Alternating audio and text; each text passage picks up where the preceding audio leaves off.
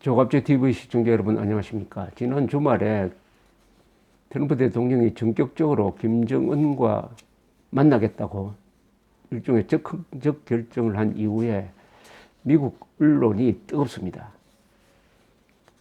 미국 언론에서 특히 주목되는 것은 북한 문제를 오랫동안 다뤄본 기자, 외교관들이 거의 한 목소리로 이 회담을 비판을 하고 있습니다.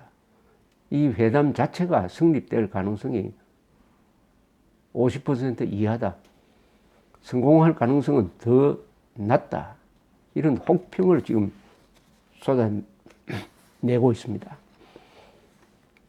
CNN 뉴욕타임스는 그동안 일관되게 트럼프 대통령을 비판을 하면서 협상을 해야 된다는, 북핵 문제를 두고 북한과 협상해야 된다는 주장을 했는데, 막상 트럼프 대통령이 김정은과 만나려고 하니까 왜 이렇게 비판적으로 도느냐. 그 핵심은 협상을 하더라도 김정은과 트럼프가 만나는 이것은 맨 나중에 마무리될 때 김정은에게 선물로 주는 것이지, 처음부터 아무 얻은 것 없이 어마어마한 선물을 주는 것은 이건 처음부터 실패다. 이렇게 주장하는 게 공통점입니다. 뉴욕타임스에서 북핵 문제를 오래 다룬 기자가 한 사람이 있습니다. 니콜라스 크리스토프인데, 이 사람이 지난 9일자 칼럼에서 이야기하기를 트럼프의 이 적극적 결정은 위험한 도박이고 아주 나쁜 아이디어다, bad idea다라는 표현을 썼습니다. 이 칼럼에서 그는 북한이 트럼프를 갖고 놀려고 하는데 트럼프는 우리를 갖고 놀려고 한다 하는 이런 표현을 썼습니다. 무슨 말이냐면은, 지금 트럼프는 러시아 관련 이 특검 수사, 그리고 포르노 배우의 폭로 등등으로 해가지고 코너에 몰려 있는데, 김정은과 만나겠다는 이 뉴스를 만들어서 그 곤경에서 벗어나려고 하는 게 이런 적극적 결정으로 나온 것이 아니냐, 이렇게 지적합니다. 또 이런 비판의 공통점은 트럼프 대통령이 과거에 자신이 했던 말을 180도로 바꿨다는 거죠. 과거에 뭐라고 그랬느냐 하면은, 이 소모적 협상을 하면서 20몇 년을 보냈지 않느냐. 부시, 오바마가 육자회담 등등 협상하다가 이렇게 됐는데 나는 그런 협상 절대 안 하겠다. 이렇게 했는데 똑같은 협상을 받았을 뿐만 아니라 이번엔 자기가 나서가지고 김정은과 회담을 함으로써 어마어마한 선물을 김정은한테 주었다. 이런 비판입니다. 김정은이가 받은 선물은 뭐냐면은, 만약 이 성사된다면은 세계에서 가장 고립된 이 반인류 범죄 집단으로 유엔 총회에서 지적된 이 북한 정권이, 김정은이가 미국 대통령과 함께 악수를 하면서 국제 무대에 등장함으로써 말하자면 그토록 바라던 국제적인 인정과 대내적으로는 정권을 유지할 수 있는 정통성을 확보하게 된다. 이 이상의 선물이 없다는 거죠. 그 회담에서 실패 성공을 따지기 전에 만난다는 것 자체가, 그리고 이런 회담은 다 공식이 있듯이 실무회담을 해가지고 마지막에 모든 것이 합의되었을 때 만나는 것이 세계 어느 나라의 외교에서도 관련돼 아무런 그런 전문가들의 실무적인 준비 없이, 그것도 5월에 만나면은 결국은 북한 정권에 넘어가서 부시, 오바마의 실패를 되풀이하게 될 것이다. 이런 주장을 했습니다. 요지는 북한과의 직접 대화는 경험 많은 외교관이 해야 한다. 북한이 대화를 제의한 것이 큰 양보라고 하는데 이것은 오해다. 그 제의한 내용을 보면은 다 조건이 있다. 비핵화는 조건이 있는 비핵화지 지금 핵을 포기하겠다는 것이 아니다. 말하자면은 군사 위협을 하지 않으면은 핵을 포기하겠다는 말은 한미동맹 해제하라는 말이다. 그래서 과거에도 그런 제의가 있을 때마다 미국 대통령은 그걸 거부하고 북한 정권의 수뇌부를 상대하지 않았다. 이런 이야기입니다. 협상의 달인이라는 대통령이 어떻게 이렇게 허무하게 먼저 어마어마한 선물을 줄 수 있느냐. 이것도 이상하다는 거죠. 그런데 주요 보좌관들과 상의도 하지 않고 또 주요 국가와도 상의도 하지 않고 결정을 해놓았는데 이 부하들은 그렇게 이런 의미 없는 대화를 반대하다가 나중에 갑자기 지금 트럼프 대통령이 잘했다고 칭찬하기에 바쁘다. 이게 지금 트럼프 대통령 밑에 있는 부하들이 말하자면 죽을 맛이죠.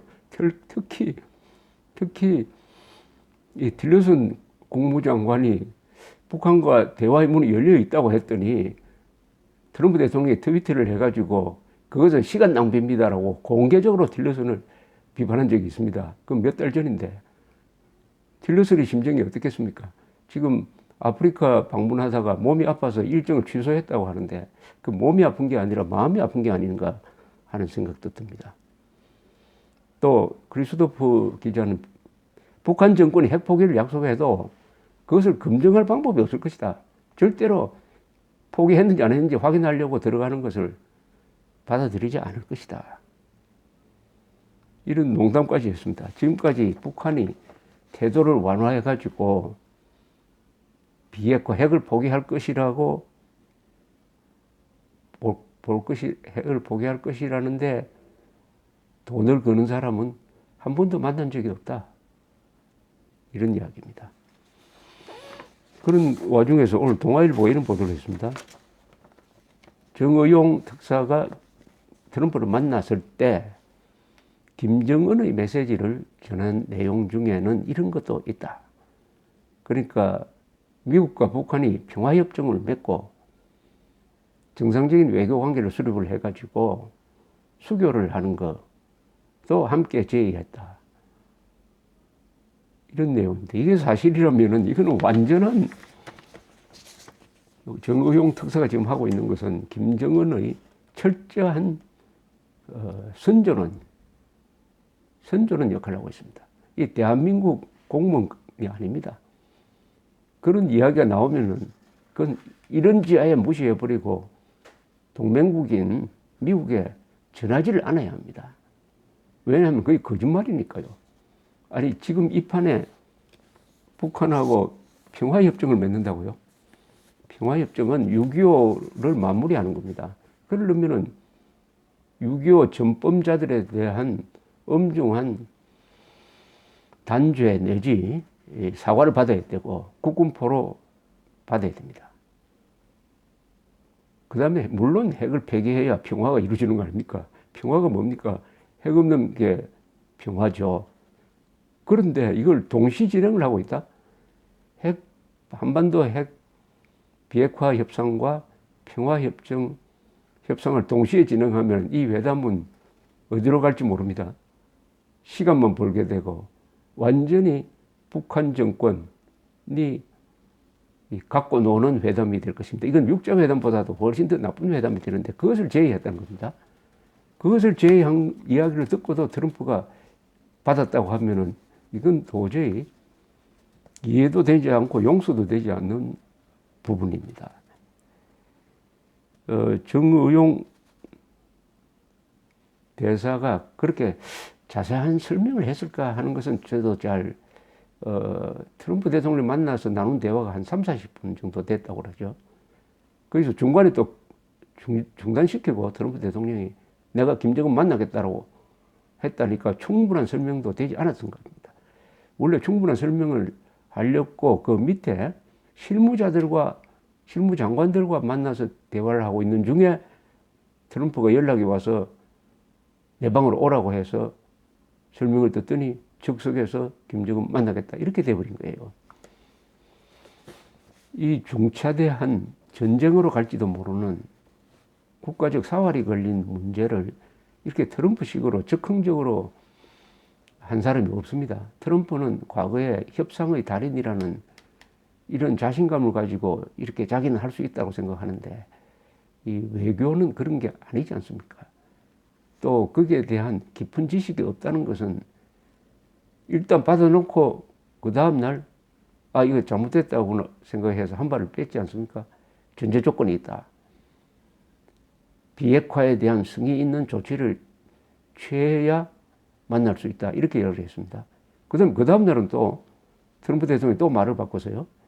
마치 회담을 기정사실로 한 다음에 하고 한 것처럼 해놓고 그 회담은 성공할 수도 있고 실패할 수도 있다.